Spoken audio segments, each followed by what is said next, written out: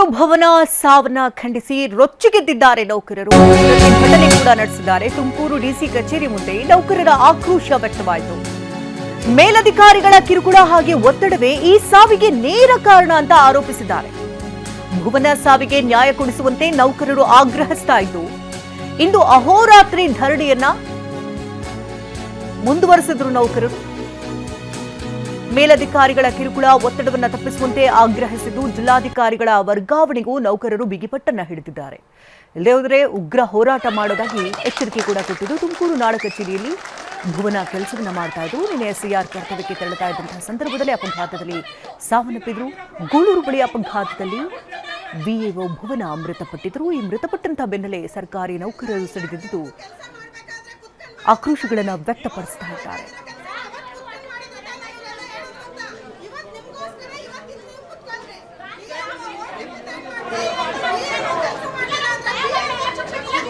ಈ ಬಗ್ಗೆ ಇನ್ನಷ್ಟು ಡೀಟೇಲ್ಸ್ ಅನ್ನ ಪಡ್ಕೋಣ. ದೂರವಾಣಿ ಸಂಪರ್ಕದಲ್ಲಿ ಜಗದೀಶ್ ಇದ್ದಾರೆ. ಜಗದೀಶ್, ಅಹೋರಾತ್ರಿ ಧರಣಿಯನ್ನ ನಡೆಸಿದ್ದಾರೆ. ಭುವನಾರ್ ಸಾವಿಗೆ ನ್ಯಾಯ ಸಿಗಬೇಕು ಅಂತ ಆಗ್ರಹಿಸ್ತಾ ಇದ್ದಾರೆ. ಏನೆಲ್ಲ ಆಯ್ತು ರಾತ್ರಿ ಪೂರ್ತಿ? ಅಹೋರಾತ್ರಿ ಧರಣಿ ಕೂತಿದ್ರು, ಯಾರು ಬಂದು ಅವರ ಸಾಂತ್ವನ ಮಾಡುವಂತ ಪ್ರಯತ್ನಕ್ಕೆ ಏನಾದ್ರು ಮುಂದಾದ್ರ?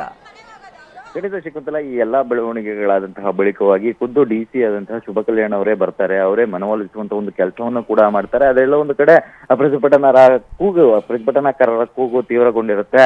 ತಪ್ಪಿತಸ್ಥರು ಯಾರಿದ್ದಾರೆ, ಆಕೆಗೆ ಒತ್ತಡವನ್ನ ಯಾರು ಕೊಟ್ಟಿದ್ದಾರೆ, ಜೊತೆಗೆ ಈಗಾಗಲೇ ಏನ್ ಪ್ರತಿಭಟನಾಕಾರರಲ್ಲಿ ಒಂದು ಆಡಿಯೋ ಕೂಡ ಇರುವಂತದ್ದು. ಅಂದ್ರೆ ತಹಸೀಲ್ದಾರ್ ಆಗಿರುವಂತಹ ರಾಜೇಶ್ವರಿ ಅವರು ಬೆಳಿಗ್ಗೆ 6 ಗಂಟೆಗೆ ಕರ್ತವ್ಯಕ್ಕೆ ಹಾಜರಾಗಬೇಕು, ಇಲ್ಲ ಅಂದ್ರೆ ಏನಾದ್ರೂ ಕರ್ತವ್ಯ ಸರಿಯಾದ ರೀತಿಯಲ್ಲಿ ಹೇಳಿದಂತೆ ಮಾಡ್ಲಿಲ್ಲ ಅಂದ್ರೆ ಅವರ ಬಗ್ಗೆ ರಿಪೋರ್ಟ್ ಮಾಡಲಾಗುತ್ತೆ ಅನ್ನುವಂಥದ್ದು ಒಂದು ಆಡಿಯೋ ಕೂಡ ಈಗ ಸಿಕ್ಕಿರುವಂತದ್ದು. ಅಂದ್ರೆ ಆ ಆಡಿಯೋ ಆಧಾರಿತವಾಗಿ ಈ ಆಡಿಯೋನ ಮಾಡ್ಲಿಕ್ಕೆ ಯಾರು ಹೇಳಿದ್ದಾರೆ, ಅಥವಾ ತಹಸೀಲ್ದಾರೇ ಈ ಆಡಿಯೋವನ್ನ ಮಾಡಿದ್ರೆ ಅವರ ಮೇಲೆ ಕ್ರಮ ಆಗ್ಬೇಕು, ಇಲ್ಲ ತಹಸೀಲ್ದಾರ್ನ ಮೇಲಧಿಕಾರಿಗಳು ಹೇಳಿದ್ರೆ ಅವ್ರಿಗೆ ವಿರುದ್ಧವಾಗಿ ಕ್ರಮ ಆಗ್ಬೇಕು. ಒಟ್ಟಾರೆ ಈಕೆ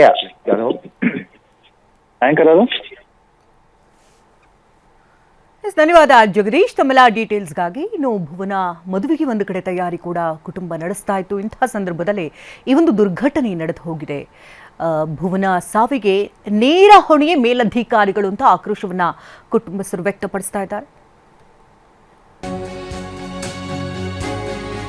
ಭುವನ ಮದುವೆಗೆ ತಯಾರಿಯನ್ನ ಕುಟುಂಬ ಒಂದು ಕಡೆ ನಡೆಸಿಕೊಳ್ತಾ ಇತ್ತು. ಈ ಭುವನ ಸಾವಿನಿಂದ ಇಡೀ ಕುಟುಂಬಕ್ಕೆ ಬರಸಿಡಿಲೇ ಬಂದ್ ಅಪ್ಪಳಿಸಿದೆ.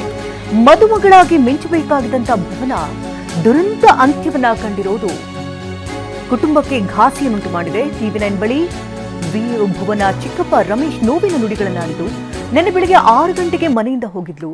ಎಸ್ಐಆರ್ ಇದ್ದಿದ್ದರಿಂದ ಬೆಳಗ್ಗೆ ಮನೆ ಬಿಟ್ಟಿದ್ಲು. ಎಸ್ಐಆರ್ ಒತ್ತಡವೇ ಭುವನ ಸಾವಿಗೆ ಕಾರಣ ಅಂತ ಕಿಡಿಕಾರಿದ್ದಾರೆ.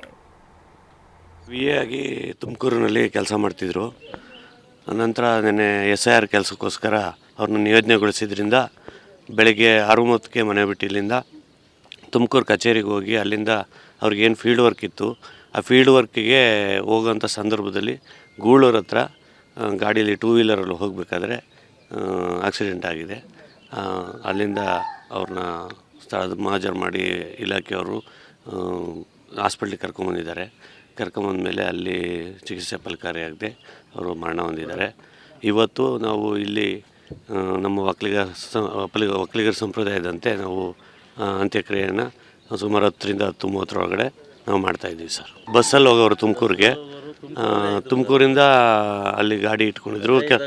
ಪಿ ಜಿನಲ್ಲೂ ಒಂದಷ್ಟು ದಿನ ಪಿ ಜಿನಲ್ಲಿ ಕೂಡ ಇದ್ದರು. ಎಸ್ಐಆರ್ ಒತ್ತಡದಿಂದನೇ ಅವ್ರಿಗೆ ಇಷ್ಟೆಲ್ಲ ಆಗ್ತಾಯಿದೆ ಸರ್. ಇವತ್ತು ಇಲಾಖೆಯಲ್ಲಿ ಕೆಲಸ ಮಾಡ್ತಾಯಿರ್ತಕ್ಕಂಥ ಎಲ್ಲ ನೌಕರರು ಕೂಡ ತುಂಬ ಒತ್ತಡ ಇದೆ. ಸುಮಾರು ಒಂದು 8 ವರ್ಷದಿಂದ ಕೆಲಸ ಮಾಡ್ತಿದ್ರು. ಹಾಸ್ಪಿಟ್ಲ್ ಹತ್ರಕ್ಕೆಲ್ಲ ಇಲಾಖೆ ಮುಖ್ಯಸ್ಥರೆಲ್ಲ ಬಂದಿದ್ದರು. ರಾತ್ರಿ ಇಲ್ಲಿಗೆ ಪೊಲೀಸ್ ಸೆಕ್ಯೂರಿಟಿಯೊಂದಿಗೆ ನಮಗೆ ಬಾಡಿ ತರಕ್ಕೆ ಕೂಡ ಎಲ್ಲ ಸಹಾಯ ಮಾಡಿದ್ದಾರೆ. ಇವತ್ತಿಂದು ಯಾರೂ ಬಂದಿಲ್ಲ ಸರ್. ಇವತ್ತು ನೌಕರರಿಗೆ ಇದರಿಂದ ತುಂಬ ತೊಂದರೆ ಆಗ್ತಿದೆ. ಇನ್ನು ಭುವನಾರ ಮನೆಯಿಂದ ನೇರ ಸಂಪರ್ಕದಲ್ಲಿ ಮಂಜುನಾಥ್ ಲೈವಲ್ಲಿ ಜಾಯ್ನ್ ಆಗಿದ್ದಾರೆ. ಮಂಜುನಾಥ್, ಬಾಳಿ ಬದುಕಬೇಕಾಗಿಂತ ಮಗಳು ಈ ರೀತಿ ದಾರುಣವಾಗಿ ಅಂತ್ಯ ಕಂಡ್ರೆ ಯಾವುದೇ ಕುಟುಂಬಕ್ಕಾದರೂ ಬರಸಿಡಿಲೇ ಬಂದಪ್ಪಳಿಸುತ್ತೆ. ದೊಡ್ಡ ಆಘಾತ ಇದು. ಈ ಕುಟುಂಬಸ್ಥರಿಗೆ ಏನು ಆಗ್ರಹಿಸ್ತಾ ಇದ್ದಾರೆ? ಈಗ ಅಂತ್ಯಕ್ರಿಯೆ ಎಷ್ಟು ಗಂಟೆಗೆ ನೆರವೇರುತ್ತೆ? ಯಾರಾದರೂ ಅಧಿಕಾರಿಗಳಲ್ಲಿ ಬಂದು ಈ ಸಾವಿಗೆ ನ್ಯಾಯ ಕೊಡಿಸ್ಬೇಕು ಅಂತ ಏನಾದರೂ ಆಗ್ರಹಿಸ್ತಾ ಇದ್ದಾರಾ? ಏನಾಗ್ತಾ ಇದೆ?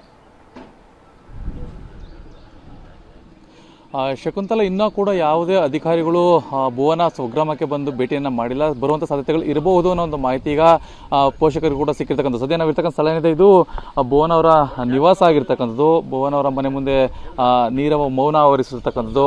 ಏನು ಸ್ವಗ್ರಾಮ ಆಗಿರ್ತಕ್ಕಂಥ ವರನಾಯ್ಕನಹಳ್ಳಿ ಏನಿದೆ ಇದರಲ್ಲಿ ಈಗಾಗಲೇ ಸಾಕಷ್ಟು ಜನ ಇಲ್ಲಿ ಬಂದು ಭುವನ ಅಂತ್ಯ ಸಂಸ್ಕಾರ ಏನು ಪಾರ್ಥಿವ ಶರೀರವನ್ನು ದರ್ಶನವನ್ನು ಮಾಡ್ಕೊಳ್ಳುವಂಥ ನಿಟ್ಟಿನಲ್ಲಿ ಬರ್ತಾ ಇರ್ತಕ್ಕಂಥದ್ದು ನಾವು ನೋಡ್ಬೋದಾಗಿದೆ. ಈಗಾಗಲೇ ಸಾಕಷ್ಟು ಜನ ಈಗ ಮನೆ ಮುಂದೆ ಕುಳಿತುಕೊಂಡಿರ್ತಕ್ಕಂಥದ್ದು ನಾವು ನೋಡ್ತಾ ಇದ್ದೀವಿ. ಇನ್ನು ಸಾಕಷ್ಟು ಜನ ಅಂದರೆ ಸಂಬಂಧಿಕರು ಎಲ್ಲರೂ ಕೂಡ ಮಾಹಿತಿಯನ್ನು ಕೊಡಲಾಗಿದೆ. 10:30 ಸರಿಸುಮಾರಿಗೆ ಅಂತ್ಯ ಸಂಸ್ಕಾರವನ್ನು ಏನು ಭುವನ್ ಅವರ ತೋಟದ ಮನೆ ಬಳಿ ಮಾಡುವಂಥ ನಿಟ್ಟಿನಲ್ಲಿ ಈಗಾಗಲೇ ಪೋಷಕರೆಲ್ಲರೂ ಕೂಡ ನಿರ್ಧಾರವನ್ನು ಮಾಡ್ಕೊಂಡಿದ್ದಾರೆ. ಇನ್ನು ಈ ಒಂದು ಸಾವು ನಿಜವಾಗ್ಲೂ ಕೂಡ ಬಹಳ ಒತ್ತಡದಿಂದಲೇ ಈ ರೀತಿಯಾಗಿ ಸಾವನ್ನಪ್ಪಿರ್ತಕ್ಕಂಥದ್ದು ಅನ್ನೋ ಒಂದು ಮಾಹಿತಿಯನ್ನು ಕೂಡ ಅವರ ಪೋಷಕರು ಹೇಳ್ತಾ ಇರ್ತಕ್ಕಂಥದ್ದು. ಅಂದರೆ ಏನು SIR ಏನು ಸ್ಟಾರ್ಟ್ ಆಯಿತು, ಸ್ಟಾರ್ಟ್ ಆದಾಗಿಂದಲೂ ಕೂಡ ಸಾಕಷ್ಟು ರೀತಿಯಲ್ಲಿ ಭುವನ ಒತ್ತಡದಲ್ಲಿದ್ದರು. ಹಾಗಾಗಿ ಬೆಳಗಿನ ಜಾವ 6 ಗಂಟೆಗೆ ಮನೆಯಿಂದ ಹೊರಗೆ ಹೋಗಿದ್ರು ಅಂತ ಹೇಳಿ ಕೂಡ ಪೋಷಕರು ಹೇಳ್ತಕ್ಕಂಥ. ಸದ್ಯ ನಮ್ಮ ಜೊತೆಗೆ ಏನು ಭುವನರ ಚಿಕ್ಕಪ್ಪ ರಮೇಶ್ ಅವರ ಮಾತಾಡ್ತಾ ಹೋಗೋಣ. ಸರ್, ನಿನ್ನೆ ಏನು ಘಟನೆ ನಡೀತು ಸರ್? ಸರ್, ನಿನ್ನೆ ನಮ್ಮ ಮನೆಯಿಂದ ಮಗಳು 6:30 ಸುಮಾರಿಗೆ ಮನೆ ಬಿಟ್ಟರು. ಅವ್ರಿಗೆ ತುಂಬ ಒತ್ತಡ ಇತ್ತು ಅಂತ ಹೇಳ್ಕೊಳ್ತಾ ಇದ್ರು. ಇದು ಏನು SIR ಇದೆ, ಇದೊಂದು ಮಹತ್ವಾಕಾಂಕ್ಷಿ ಯೋಜನೆ. ನಾವು ಅದನ್ನೇನು ವಿರೋಧ ಮಾಡ್ತಿಲ್ಲ. ಆದರೆ ಅದಕ್ಕೆ ನೌಕರರಿಗೆ ಕೂಡ ಈಗ ಏನು ನಿಗದಿತ ಒಂದು ಸಮಯ ಇರಬೇಕಾಗುತ್ತೆ. ಈಗ ನಾವು ಏನೇ ಕೆಲಸ ಮಾಡಬೇಕಾದ್ರೂ ಅದಕ್ಕೊಂದು ಸಮಯ ಅಂತ ಬೇಕು. ಆ ಸಮಯ ಮೀರಿ ನಾವು ಹೆಚ್ಚಿನ ಒತ್ತಡ ತಗೊಂಡು ಯಾವುದೇ ಕಾರಣಕ್ಕೂ ಕೆಲಸ ಮಾಡಲಿಕ್ಕೆ ಆಗಲ್ಲ. ಅಂಥ ಒಂದು ಒತ್ತಡದಿಂದ ಈಗ ಹೋಗಿ ಈಗ ಫೀಲ್ಡ್ಗೆ ಹೋಗಬೇಕು ಅಂದರೆ, ಗ್ರಾಮಕ್ಕೆ ಭೇಟಿ ಕೊಡಬೇಕು ಅಂದರೆ ಅವ್ರಿಗೆ ತುಂಬ ಒತ್ತಡ ಇರ್ತದೆ. ಅಂಥ ಒಂದು ತೀವ್ರ ಒತ್ತಡವನ್ನು ಅವರು ಹೆಚ್ಚಿನ ಒಂದು ನೌಕರನ್ನ ಇಟ್ಕೊಂಡು ಕೆಲಸ ಮಾಡಿಸೋಕ್ಕಂಥ ಕಾರ್ಯ ಮಾಡಬೇಕಾಗಿತ್ತು.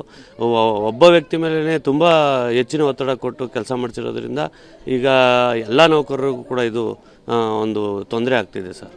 ಸರ್, ಭುವನ್ ಅವರು VA ಆಗಿದ್ದರು. 27 ವರ್ಷದ ಯುವತಿ. ಮದುವೆ ಕೂಡ ಮಾಡಬೇಕು ಅಂತ ಭಾಳ ಕನಸು ಕಟ್ಟಿದ್ರು ಮನೆಯವರು. ಭಾಳ ವಿಜೃಂಭಣೆಯಿಂದ ಮದುವೆ ಮಾಡಬೇಕು ಮತ್ತು ಹುಡುಗನ ಕೂಡ ಹುಡುಕ್ತಾ ಇದ್ರು. ಇದ್ರ ಬಗ್ಗೆ ಹೇಳ್ತಾ ಇದ್ರು ತಾವು? ಹೌದು ಸರ್, ಖಂಡಿತ.